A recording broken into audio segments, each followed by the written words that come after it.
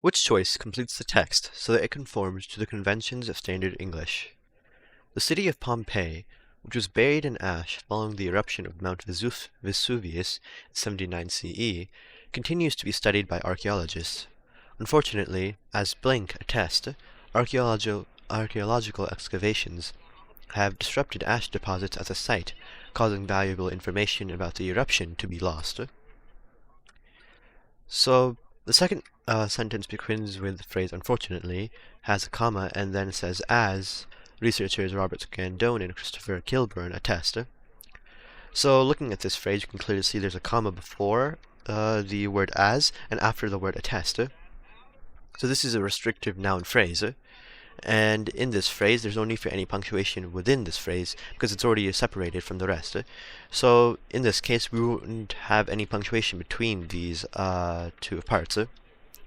So looking at option choice A, it says researchers, comma, Roberto Scandone and Christopher Kilburn, comma. So this is obviously incorrect because there's use of a punctuation before Roberto Scandone and after Christopher Kilburn, but there's no need for such punctuation. So we can eliminate this answer choice because it uses punctuation in the before the name and after the other name. But as before, there's no need for any punctuation here, so we can eliminate A. B. Researchers, comma, Roberto Scandone and Christopher Kilburn. So this is incorrect because the use of the comma after researchers is unnecessary, as there's no need for any comma or punctuation in this sentence or in this phrase, where there's already punctuation before the word as and after the word attest, which properly separates the sentence to begin with.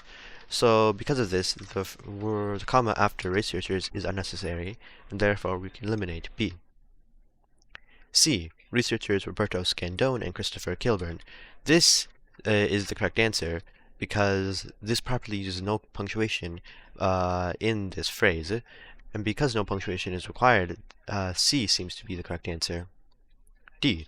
Researchers Roberto Scandone and Christopher Kilburn, comma after Scandone. This is incorrect because, as before, no punctuation is needed at all in this phrase, so the comma after Scandone is unnecessary and therefore wrong.